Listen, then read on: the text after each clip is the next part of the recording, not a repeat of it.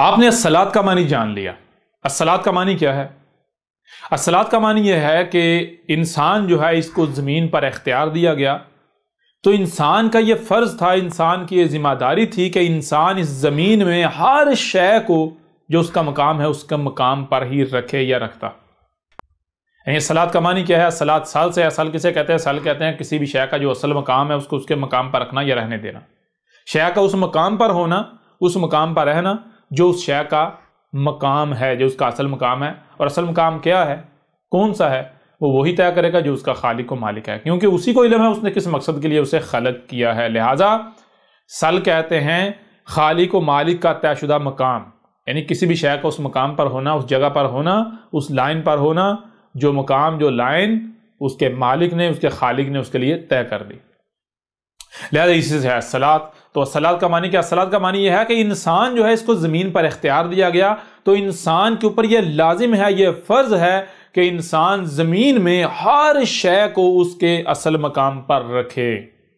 انسان جو ہے وہ زمین میں ہر شے کو وہیں پر رکھے جو مقام رب نے طے کر دیا، جو مقام خالق و مالک نے طے کر دیا۔ اگر انسان ایسا کرتا ہے تو پھر میں آپ سے سوال کرتا ہوں، کیا آسمان و زمین میں کسی بھی قسم کی کوئی خرابی ہوگی؟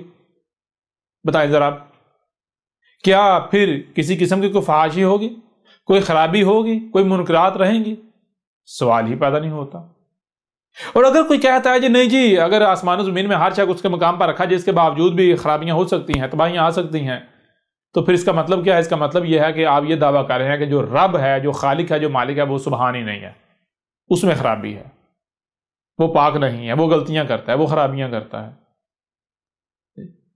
اور مثال کے طور پر یہ چیلنج ہے، دنیا کی کوئی بھی طاقت آسمان و زمین میں غور و فکر کرے، اس کے اوپر یہ چیز واضح ہو جائے گی کہ آسمان و زمین جو ہے، یہ جو کائنات ہے، یہ جس پیٹرن پر چل رہی ہے، جس پیٹرن پر یہ خلق ہو رہی ہے، آگے چل رہی ہے، اس میں اگر یعنی کائنات کو اس کے حال پر چھوڑ دیا جائے، کوئی دوسرا کائنات کے ساتھ چھیڑ چھاڑ نہ کرے، مداخلت نہ کرے، تو کائنات کے اندر ہے ہی پرفیکشن۔ کائنات کے اندر ایک رائی برابر بھی خرابی کا آپ تصور بھی نہیں کر سکتے۔ مثال کے طور پر جب یہ انسان اس زمین پر آیا ہے، انسان کے وجود میں آنے سے پہلے کیا یہ زمین موجود نہیں تھی؟ یہ زمین موجود تھی۔ کیا زمین پر اور جاندار اور مخلوقات موجود نہیں تھی؟ موجود تھی۔ اس کے باوجود کہیں پر زمین پر نہ کوئی زلزلہ آتا تھا، نہ کوئی طوفان تھا، نہ کوئی خرابی تھی، نہ کوئی سونامی تھا، نہ کوئی موسم میں بگاڑ تھا، نہ ہی کوئی مخلوق جو ہے وہ بھوکی مار رہی تھی، نہ پیاسی مار رہی تھی، نہ ہی کوئی مخلوق دوسری مخلوق کو مار رہی تھی، کاٹ رہی تھی، چیخ رہی تھی، چلا رہی تھی۔ اس زمین میں خرابی کا یا منفیت کا کوئی تصور تک نہیں تھا، لیکن جب یہ انسان آیا تو انسان نے اس زمین کو آ کے آہستہ آہستہ آہستہ آہستہ تباہ کر دیا۔ تو جب انسان نے اس کو تباہ کیا تو یہ انسان کی ذمہ داری ہے کہ اپنی غلطی کی، اپنے بگاڑ کی اصلاح کر لے، اس سے پہلے کہ اسے سزا دی جائے۔ تو یہ انسان کو یہ موقع دیا تھا کہ یعنی صلاۃ کا معنی یہ ہے کہ انسان جو اس کو زمین پر اقتدار دیا گیا، زمین پر اختیار دیا گیا، تو اس لیے دیا گیا کہ زمین میں ہر شے کو اسی مقام پر رکھنا ہے، اسی مقام پر رہنے دینا جو مقام رب نے تعین کیا، جو مقام رب نے طے کیا۔ اگر انسان ایسا کرتا ہے تو پھر کسی بھی قسم کی کوئی خرابی نہیں رہتی، کسی قسم کی کوئی خرابی بالکل نہیں رہتی، اور اگر کوئی خرابی کی بھی جا چکی، جو ہو چکی ہے، اس کی بھی اصلاح ہو جائے گی۔ اب اس کے مقابلے پر میں آپ سے سوال کرتا ہوں، اب پوری دنیا میں اب جتنی ہی نمازیں، ساری دنیا نمازیں پڑھنا شروع کر دے، مسلمان ہو جائے، نمازیں پڑھنا شروع کر دے، کیا نمازوں سے آسمان و زمین ٹھیک ہو جائیں گے؟ زلزلے رک جائیں گے؟ تباہیاں رک جائیں گی؟ فحاشی ختم ہو جائے گی؟ بے حیائی ختم ہو جائے گی؟ منکرات ختم ہو جائیں گی؟ سوال ہی پیدا نہیں ہوتا۔ تو جس سے فحاشی ختم نہیں ہوتی، جس سے منکرات ختم نہیں ہوتی، جس سے خرابیاں ختم نہیں ہوتی، وہ صلاۃ کہاں سے ہو گئی؟ تو ابھی تک ہم نے دیکھیں صرف لفظ الصلاۃ جو ہے، الصلاۃ جملہ جو ہے، اس کا معنی آپ کے سامنے رکھا، اور صرف اس معنی کی بنیاد پر آپ کے سامنے رکھا الصلاۃ کیا ہے، اور نہ صرف دل و دماغ تسلیم کرتے ہیں بلکہ واقعتاً اگر تھوڑا سا بھی غور کیا جائے تو یہ چیز بالکل کھل کر واضح ہوتی ہے، ہاں اگر الصلاۃ ہے تو یہی ہے، اس کے علاوہ الصلاۃ نہیں ہے۔ اور یہ جو معنی ہے پورے کا پورا قرآن اس معنی کی تصدیق کرے گا۔ آپ تحقیق کر کے دیکھ لیں، آپ خود غور و فکر کر کے دیکھ لیں۔ بہرحال یہ تو ہو گیا جو جملہ الصلاۃ ہے اس کا لفظی معنی، اس کے الفاظ سے اس کا معنی۔ اب ہم ایسا کرتے ہیں کہ اسی قرآن سے جو الصلاۃ ہے اس کو مزید اور پہلو سے بھی آپ کے سامنے رکھتے ہیں، اور ہم اس وقت تک اس موضوع کو نہیں روکیں گے، ختم نہیں کریں گے، بات نہیں کریں گے جب تک کہ ہم اس موضوع کے اوپر قرآن میں جتنی بھی آیات ہیں ان تمام کی تمام آیات سے اس پر بات نہیں کر لیتے۔ ایک ایک آیت کو ہم کھول کر سامنے رکھیں گے اور ہر پہلو سے اس موضوع کا ہم جو ہے وہ احاطہ کریں گے، اسے کھول کھول کر واضح کریں گے۔ اور اب اس سے پہلے کہ ہم قرآن سے ایک اور پہلو سے بات کریں، یہاں پر ایک چھوٹی سی بات ہم آپ کے سامنے رکھتے ہیں جو ہم نے پہلے آپ کے سامنے جو ہے وہ رکھی تھی، کہ قرآن میں اللہ نے کہا کہ ہم اگر کسی کو زمین میں مکن دیتے ہیں تو وہ مکن کیوں دیتے ہیں؟ مکن دیتے ہی اس لیے، یعنی کہ اگر کسی کو زمین میں اقتدار و اختیار دیتے ہیں تو صرف اس لیے دیتے ہیں تاکہ الصلاۃ قائم کی جائے، اور کہا کہ وہ جو قومیں جو تم سے پہلے تھیں، یعنی وہ قوم نوح ہو جائے، جو نوح تھے ان کی قوم ہو جائے، جو عاد تھے ان کی قوم ہو جائے، جو سمود تھے ان کی قوم ہو جائے، جو مدین تھے ان کی قوم ہو جائے، جو لوط تھے ان کی قوم ہو جائے، یا پھر آل فرعون ہوں، ان سب کے سب کو بھی ہم نے کہا تھا الصلاۃ قائم کرو، انہوں نے کذب کر دیا، انہوں نے الصلاۃ قائم نہیں کی، بلکہ وہ یہ تو کہتے تھے ہم الصلاۃ قائم کریں، لیکن جسے ہم نے الصلاۃ کہا اسے وہ الصلاۃ نہیں کہتے تھے، وہ الصلاۃ کے نام پر جو کچھ کرتے رہے وہ ہوا کیا، اس کا نتیجہ کیا نکلا کہ ان کو ہم نے کہا تھا الصلاۃ قائم کرو، انہوں نے الصلاۃ قائم نہیں کی، انہوں نے کذب کیا، نتیجہ یہ نکلا کہ وہ اسی کے سبب ہلاک ہو گئے، صفحہ ہستی سے مٹ گئے۔ اور اب تھوڑا سا غور کریں، مثال کے طور پر اگر آپ سے پوچھا جائے جی قوم نوح جو ہے وہ کیسے ہلاک ہوئی، تو بچے کو پتا ہے، ہر کوئی جانتا ہے قوم نوح جو ہے ایک سونامی سے ہلاک ہوئی تھی، طوفان آیا تھا، سیلاب آیا تھا۔ میں آپ سے پوچھتا ہوں کہ کیا نماز نہ پڑھنے سے طوفان سیلاب آ سکتا ہے؟ تھوڑا غور تو کریں، آپ کو بار بار کہا گیا کہ آپ کو کیا کان نہیں دیے گئے؟ کانوں سے سننے کی صلاحیت ہے نا، تو کیا صرف سننے کی صلاحیت دی گئی؟ جو سنائی دے رہا ہے اسے سمجھنے کی صلاحیت نہیں دی گئی؟ آپ کو آنکھیں دی گئی یا نہیں دی گئی؟ آنکھوں سے کیا ہے؟ آنکھوں سے دیکھنے کی صلاحیت ہے، تو کیا صرف دیکھنے کی صلاحیت دی؟ جو دکھائی دے رہا ہے اسے سمجھنے کی صلاحیت نہیں دی نا؟ تو لہذا جو بھی آپ کو سنائی اور دکھائی دے رہا ہے آپ اسے سمجھیں، سمجھتے کیوں نہیں ہیں آپ سمجھیں گے تو حقیقت آپ کے سامنے آ جائے گی۔ آپ ذرا غور کریں، آپ خود غور کریں کہ کیا نماز نہ پڑھنے سے، اگر ایک قوم نماز نہیں پڑھتی تو سونامی آ جائے گا؟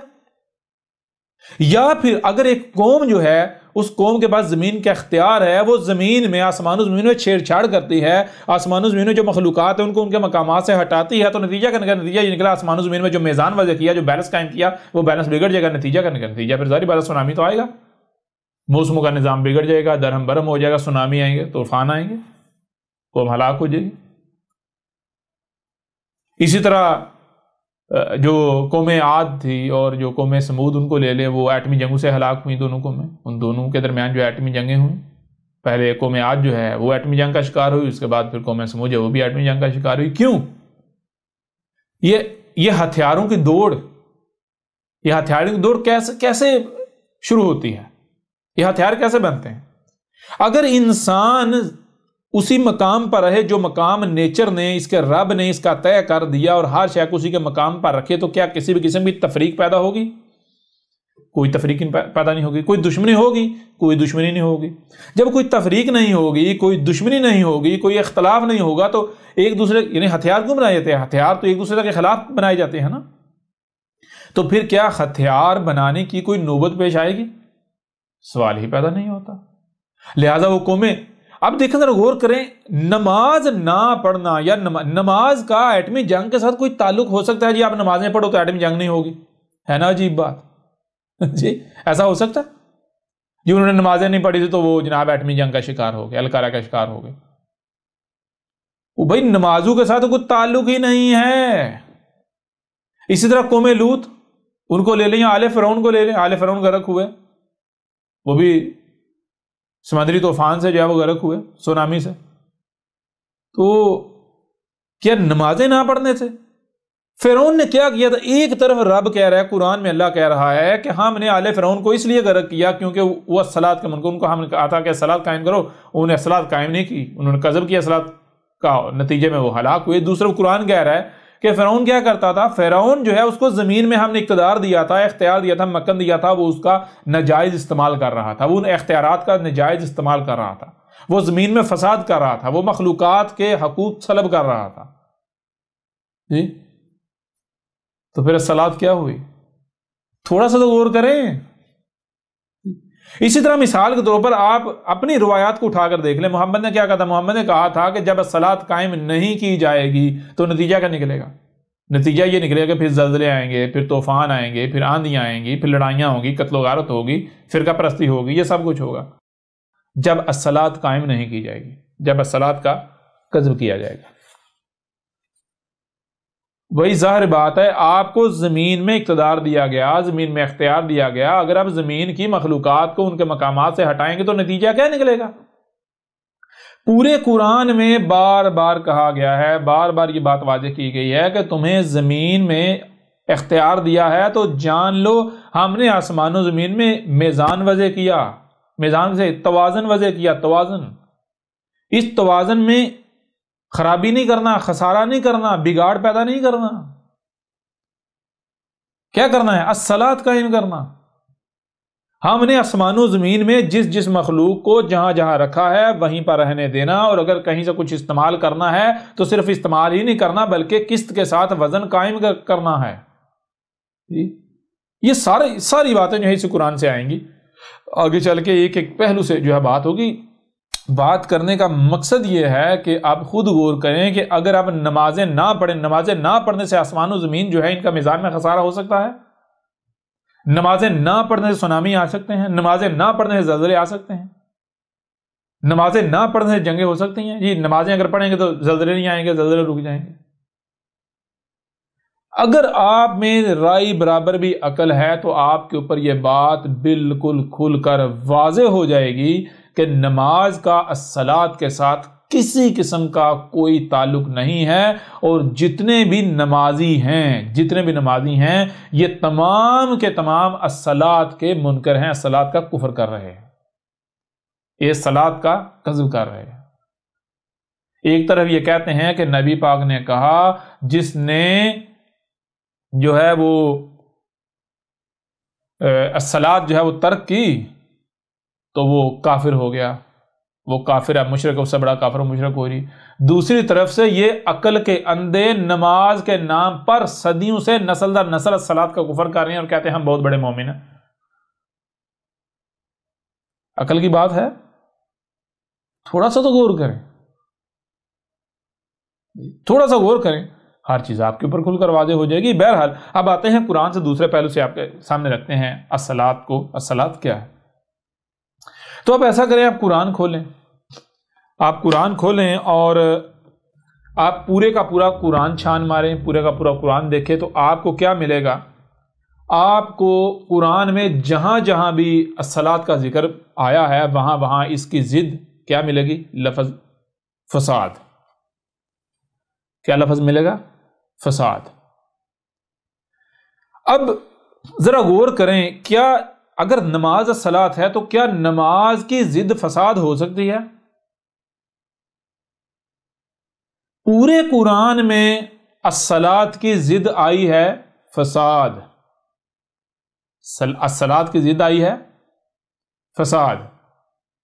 اگر نماز ہی الصلاۃ ہے تو پھر دیکھیں کیا فساد نماز کی ضد ہو سکتا ہے؟ فساد نماز کی ضد ہو سکتی ہے؟ اگر تو فساد نماز کی ضد ثابت ہوتی ہے تو پھر اس میں کوئی شک و شبہ نہیں ہے، بلا شک و شبہ نماز ہی الصلاۃ ہے۔ لیکن اگر فساد نماز کی ضد ثابت نہیں ہوتی تو پھر بے شک پوری کی پوری دنیا جمع ہو جائے نماز کے اوپر، نماز الصلاۃ نہیں ہو سکتی۔ نماز دجل ہے، نماز فریب ہے، نماز دھوکہ ہے، نماز نے آپ کو الصلاۃ سے غافل کیا ہوا ہے، آپ کو تو پتہ ہی نہیں الصلاۃ کیا ہے۔ تو فساد کا معنی کیا ہے؟ فساد کا معنی تو یہ ہے کہ آسمان و زمین میں رب نے ہر شے کو اس کے مقام پر رکھا ہے، اور فساد کہتے ہیں مخلوقات کو، اشیاء کو ان کے مقامات سے ادھر ادھر کر دینا، جس سے کیا ہو، آسمان و زمین میں خرابیاں پیدا ہو جائیں۔ جو رب نے نظم ان میں رکھا ہوا ہے، جو تسلسل رکھا ہوا ہے، جو ربط رکھا ہوا ہے، وہ ربط ٹوٹ جائے، نظم میں رکاوٹ پیدا ہو جائے، تسلسل میں رکاوٹ پیدا ہو جائے، آسمان و زمین میں خرابیاں ہو جائیں، بگاڑ آ جائے، اسے کہتے ہیں فساد۔ تو اب آپ خود غور کریں، کیا یہ نماز کی ضد ثابت ہوتا ہے؟ یعنی بگاڑ، فساد کسے کہتے ہیں؟ فساد کہتے ہیں بگاڑ کو، فساد کہتے ہیں آسمان و زمین میں بگاڑ کو. تو کیا نماز کی ضد بگاڑ ثابت ہوتی ہے؟ وہ بگاڑ تو ثابت ہوتی ہے. کس کی ضد بگاڑ ثابت ہوتی ہے؟ اصلاح کی ضد، ٹھیک کرنے کو، ٹھیک کی، صحیح کی ضد بگاڑ ہے، ٹھیک کی ضد بگاڑ ہے. پھر الصلاۃ کیا ہوئی؟ کیا نماز ثابت ہوتی؟ پورے کا پورا آپ قرآن اٹھا کے دیکھ لیں. پھر اس سے بڑھ کر بات یہ ہے کہ پورے کا پورا قرآن اٹھا کر دیکھ لیں، پورے کے پورے قرآن میں ہر رسول یہ کہہ رہا ہے کہ میں تو آیا ہوں الصلاۃ قائم کرنے کے لیے. میرے رب نے مجھے کہا ہے کہ تو الصلاۃ قائم کر. مثال کو عیسیٰ ابن مریم نے کیا کہا؟ عیسیٰ ابن مریم نے کہا کہ میرے رب نے مجھے یہ وصیت کی ہے کہ جب تک تو اس دنیا میں ہے، جب تک تو زندہ ہے، ان کے درمیان ہے، تو نے الصلاۃ قائم کرنی ہے. اچھا، ایک طرف قرآن کہہ رہا ہے کہ ہر رسول نے یہ کہا کہ میں آیا ہوں الصلاۃ قائم کرنے کے لیے، دوسری طرف قرآن کیا کہتا ہے؟ دوسری طرف قرآن جو الصلاۃ قائم کرنے والے ہیں ان کو صالحین کہتا ہے. پھر اس سے بھی بڑھ کر حیران کن بات یہ ہے کہ قرآن جو الصلاۃ قائم نہیں کرتے ان کو مفسدین کہتا ہے. اب میں آپ سے سوال کرتا ہوں، کسی نمازی کو، آپ ایک بندہ نماز پڑھتا ہے، آپ اس کو صالح کہہ سکتے ہیں؟ بھائی ہاں جی، یعنی اصلاح کی ہے. اصلاح کسے کہتے ہیں؟ اصلاح تو صلحہ سے ہے. صلحہ، کوئی سال کے آگے ہاں آ جاتی ہے. یہیں سے آپ کے سامنے جو بورڈ کی طرف آئیں تو آپ کے سامنے رکھتے ہیں، آپ کے اوپر واضح کرتے ہیں الفاظ سے. پورے کا پورا قرآن اٹھا کے دیکھ لیں، پورے کا پورا قرآن، پورے کا پورے قرآن میں آپ کو ملے گا کہ اللہ جو ہے وہ کیا کہہ رہا ہے. وہ اپنے ہر رسولوں کو، جو مومنین ہیں ان کو ایک ہی حکم دے رہا ہے. وہ حکم کیا دے رہا ہے؟ وہ حکم دے رہا ہے الصلاۃ کا. حکم دے رہا ہے الصلاۃ کا. ہر رسول آ کر کہتا ہے کہ میں آیا ہوں الصلاۃ قائم کرنے کے لیے، میں آیا ہوں تم پر یہ واضح کرنے کے لیے الصلاۃ کیا ہے. اچھا، ہر رسول آتا ہے، آ کر کیا کرتا ہے؟ الصلاۃ قائم کرتا ہے. اور قرآن ہر رسول کو کیا کرتا ہے؟ کہتا ہے رسولوں کو کہتا ہے صالحین. یعنی قرآن کہتا ہے جو الصلاۃ قائم کرتے ہیں وہ کون ہیں؟ وہ ہے صالحین. اور اس کے برعکس جو الصلاۃ قائم نہیں کرتے، قرآن ان کو کہتا ہے، یعنی جو الصلاۃ قائم نہیں کرتے تو وہ کیا کرتے ہیں؟ وہ قرآن کہتا ہے وہ کرتے ہیں فساد. الصلاۃ کی ضد فساد. اور قرآن ان کو کیا کہتا ہے؟ قرآن ان کو کہتا ہے مفسدین. قرآن کو کہتا ہے مفسدین. یعنی قرآن میں دو طرح کے لوگوں کا ذکر آیا ہے. ایک وہ گروہ ہے جو صالحین ہے، دوسرا وہ گروہ ہے جو کہ مفسدین ہے. یعنی قرآن میں صرف اور صرف دو طرح کے لوگوں کا ذکر آیا ہے، جوڑا ہے لوگوں کا دو طرح کے. ایک گروہ وہ ہے جن کو قرآن کہتا ہے صالحین، اور دوسرا جو دوسرا گروہ ہے اس کو قرآن کہتا ہے مفسدین. صالحین قرآن کن کو کہتا ہے؟ صالحین قرآن کہتا ہے رسولوں کو، اور جو ان کی اطاعت و اتباع کرنے والے ہیں یعنی المومنین، ان کو قرآن کہتا ہے صالحین. صالحین کون ہیں؟ صالحین ہیں رسول،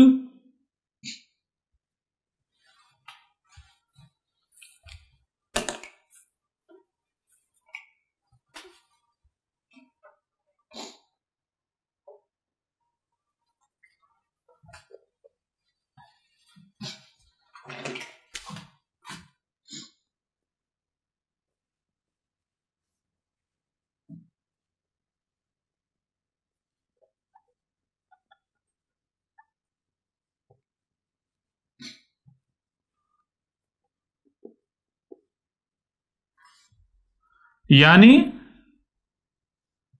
مومنین. قرآن میں ایک گروہ وہ ہے جن کو قرآن صالحین کہہ رہا ہے، اور وہ کون سا گروہ ہے؟ وہ ہے رسول اور رسولوں کی اطاعت و اتباع کرنے والے یعنی مومنین. ان کو قرآن کہتا ہے صالحین. اور کیوں کہتا ہے؟ کیونکہ قرآن کہتا ہے یہ لوگ وہ ہیں جو الصلاۃ قائم کر رہے ہیں یا صلاۃ قائم کرتے ہیں. اچھا، ان کے برعکس قرآن میں ایک دوسرا گروہ ہے، کوئی تیسرا گروہ نہیں ہے، دوسرا گروہ ہے. وہ کون سا ہے؟ دوسرا گروہ ہے ان کو قرآن کہتا ہے مفسدین، اور وہ کون سے ہیں؟ وہ ہیں قرآن کہتا ہے رسولوں کا قذف کرنے والے، جو مومن ہیں ان کے ساتھ دشمنی کرنے والے، اور وہ کیا کرتے ہیں؟ وہ فساد کرتے ہیں۔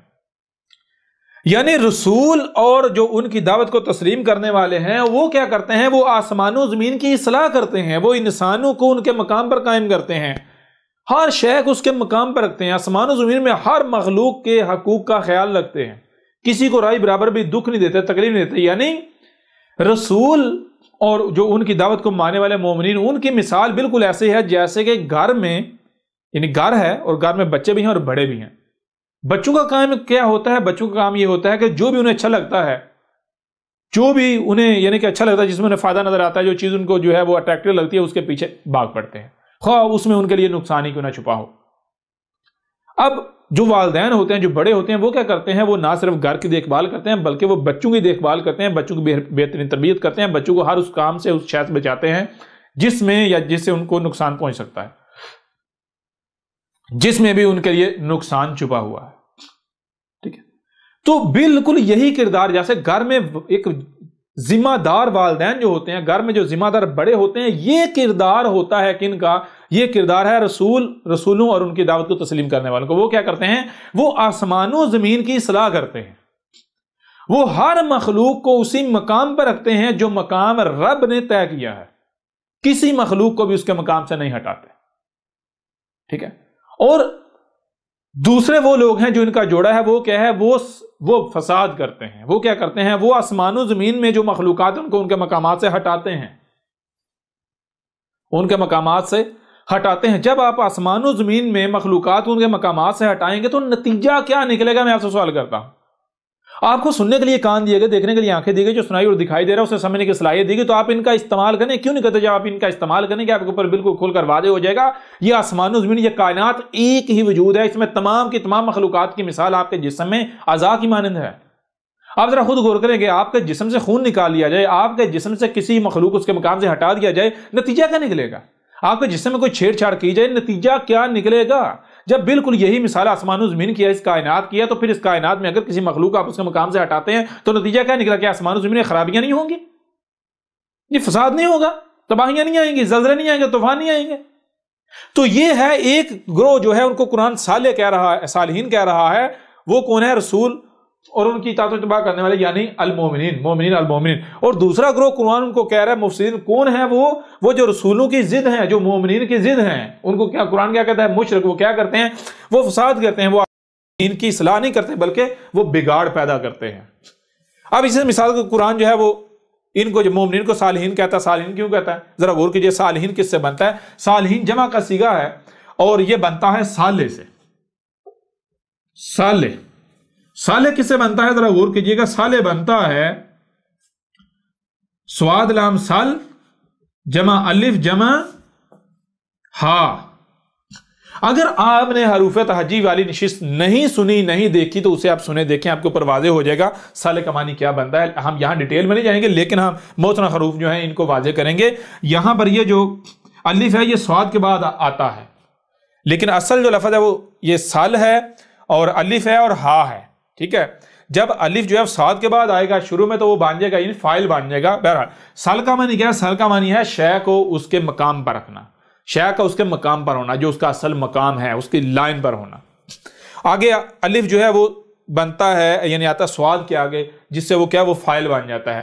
تو یہ سال کا معنی کیا ہے؟ کہ کوئی ہے جو کیا کر رہا ہے، جو شے کو یا اشیاء کو، مخلوقات کو ان کے مقامات پر رکھ رہا ہے۔ سال کا معنی کیا ہے؟ سال کا معنی ہے کہ ہر شے کا یا مثال کے طور پر کوئی جو ہے مخلوقات کو، اشیاء کو، یا جس پر کسی کو اختیار دیا گیا ہے، تو جس پر اختیار دیا گیا اس میں وہ ہر شے کو اس کے مقام پر رکھ رہا ہے۔ تو جب ہر شے کو اس کے مقام پر رکھا جائے گا، نتیجہ کا نکلا، نتیجہ یہ نکلے گا ہا کسے کہتے ہیں؟ ہا کہتے ہیں بیلنس کو، جیسا کہ پتہ ہے پرسکون، بیلنس، متوازن۔ اور اس کی ضد ہے خا کسے؟ اسی طرح خراب ہے، خا سے خر کسے کہتا ہے؟ رے چلنا، اور خا ڈسٹربنس، ڈس بیلنس، بیلنس کا بگڑنا، توازن بگڑ جانا، تھر تھرانا، کانپنا۔ تو ہا کسے کہتے ہیں؟ ہا کہتے ہیں سکون کو، سکون، بیلنس، متوازن، کوئی شے اپنی مستی میں ہے، اپنے آپ میں ہے، ٹھیک ہے؟ تو کیا بنتا ہے صالح کا معنی؟ صالح کا معنی بنتا ہے کہ کوئی ایسا جو اشیاء کو یعنی کہ ان کے مقامات پر رکھ رہا ہے جس سے کیا ہو رہا ہے، جس سے کوئی بگاڑ نہیں ہو رہا، بلکہ اگر بگاڑ ہے تو اس میں بھی سکون آ رہا ہے، بیلنس آ رہا ہے، توازن قائم ہو رہا ہے. یہ ہے صالح کا معنی. اور مثال صالح اس سے پیچھے کس ہے؟ صالح بنتا ہے صلح سے. سواد لام اور ہا، سواد لام سال جمع ہا، تو سال جمع ہا کیا معنی بنے گا؟ سال کا معنی کیا ہے؟ شے کا اس کے مقام پر ہونا. جب شے اپنے مقام پر ہوگی، اپنے مقام پر ہوگی، جیسے مثال کے طور پر آپ کے جسم میں ہر عضو، ہر شے اپنے مقام پر ہو، تو نتیجہ کا کوئی خرابی ہوگی یا پھر سکون ہوگا؟ سکون، بالکل پرسکون کیفیت، توازن، کوئی ڈسٹربنس نہیں، کوئی خرابی نہیں. تو یہ صلح کا معنی کیا ہے؟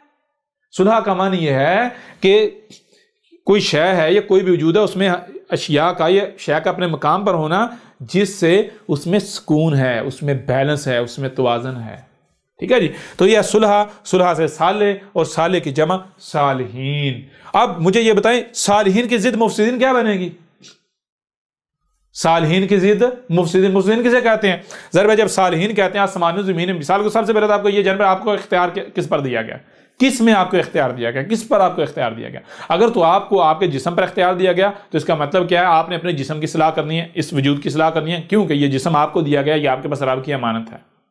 اگر آپ اس کی اصلاح کریں گے تو پھر ظاہر بات ہے جب یہ شے خود صحیح ہوگی، آپ کا وجود خود صحیح ہوگا، تو یہ آگے ہر شے صحیح کرے گا. اور اگر یہ جسم خراب ہوگا تو یہ جسم بھی سارا کچھ خراب ہی کرے گا. مثال کے طور پر چھوٹی سی مثال آپ کے سامنے رکھتا ہوں، چھوٹی سی مثال.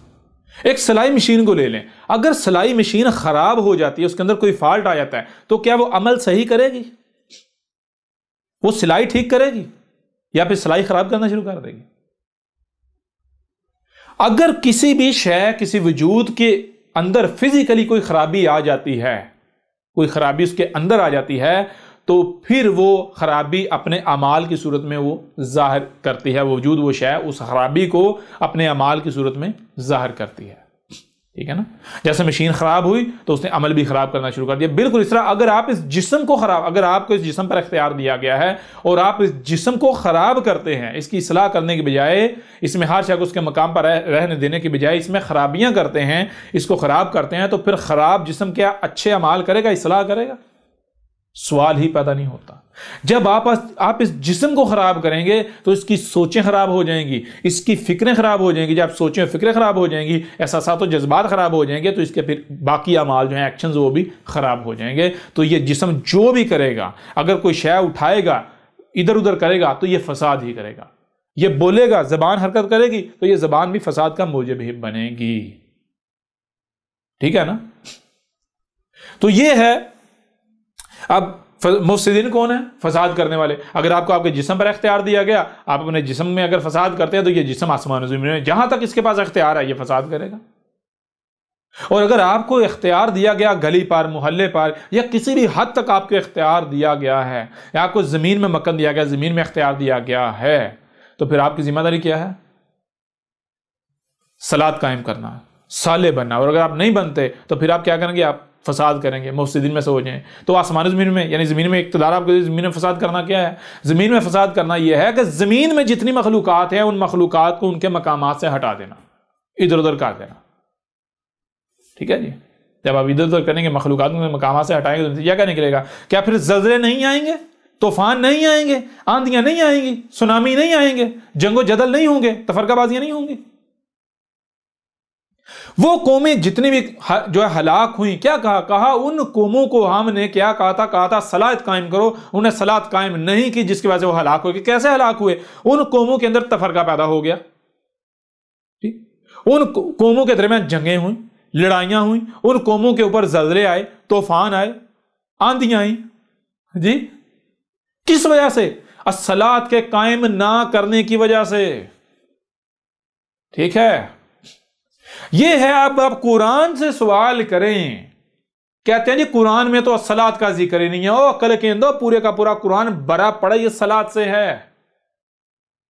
پورے کے پورے قرآن میں ایک ہی بات، ایک ہی کام کرنے کا حکم دیا گیا ہے. وہ کام کیا ہے؟ وہ کام ہے صلاۃ. کہا تمہیں زمین میں لایا گیا ہے تو کس لیے لایا گیا؟ الصلاۃ قائم کرنے کے لیے، اور باقی جو کچھ بھی کرنا ہے وہ الصلاۃ کی ذیلی احکامات ہیں، ذیلی کام ہیں، ٹھیک ہے جی، وہ سب الصلاۃ کے اندر آتے ہیں، ان سب کا الصلاۃ کے ساتھ تعلق ہے، نہ کہ وہ مقصد ہے۔ اصل مقصد یہ ہے الصلاۃ قائم کرنا، اور یہ کہتا ہے نہیں قرآن میں الصلاۃ کا ذکر ہی نہیں ہے، قرآن میں الصلاۃ کی تفصیلات ہی نہیں ہے، پورے کا پورا قرآن ہی الصلاۃ سے بھرا پڑا ہوا ہے جی۔ بہرحال اب میں آپ سے سوال کرتا ہوں کہ آپ خود بتائیں کہ کیا جو بے نمازی جو ہے ان کو آپ کہیں، وہ ان کو یعنی کہ جو بے نمازی ہے اس کو آپ یعنی مفسد کہہ سکتے ہیں؟ نماز نہ پڑھنا کیا یہ فساد ہو سکتا ہے؟ اگر کوئی بندہ نماز نہیں پڑھتا تو کیا اس سے مجھے یہ بتائیں آسمان و زمین میں خرابیاں ہو رہی ہوں گی؟ ایک بندہ جو نماز نہیں پڑھتا یا ایک بندہ جو کہتا ہے نماز ہے ہی نہیں، کیا اس کے یہ کہنے سے، یہ ماننے سے یا نماز نہ پڑھنے سے، مجھے یہ بتائیں نماز نہ پڑھنے سے میرے جسم میں خرابی کیا ہوگی؟ نماز نہ پڑھنے سے معاشرے کے اندر، میرے گھر میں، معاشرے میں، آسمان و زمین میں کون سی خرابی پیدا ہوگی؟ بتائیں مجھے۔ نماز نہ پڑھنے سے ثابت کریں کیسے زلزلہ آئے گا، نماز نہ پڑھنے سے ثابت کریں کیسے سونامی آئے گا، کیسے طوفان آئے گا، کیسے جنگ ہوگی، بتائیں ذرا۔ نماز نہ پڑھنے سے لوگوں میں اختلافات ہو جائیں گے، کیسے ثابت کریں؟ نماز نہ پڑھنے سے آسمان و زمین میں فساد ہوگا، کیسے ثابت تو کریں؟ یا پھر الٹا آپ جو نمازیں پڑھنے والے ہیں اصل تو مفسد وہ ہیں جو نمازی ہیں۔ کیوں؟ جب آپ نے الصلاۃ کو نماز قرار دے دیا تو صلاۃ کا تو آپ کو پتہ ہی نہیں نا، آپ نمازیں پڑھ کے بڑے مطمئن ہیں جی ہم تو صلاۃ قائم کر رہے ہیں، نتیجہ کیا نکل رہا ہے؟ آپ صلاۃ سے آئے گا، پھر آپ تو الٹا فساد کر رہے ہیں۔ نماز نے تو آپ کو دھوکے میں ڈالا ہوا ہے۔ اب بتائیں آپ کدھر جائیں گے، کیا کریں گے؟ اس بنیاد پر بھی کیا نماز الصلاۃ ثابت ہوتی ہے؟ اگر ہوتی ہے دنیا کی کوئی طاقت ثابت کر کے دکھا دے، یہ آپ کے سامنے ہے، غور کر لیں۔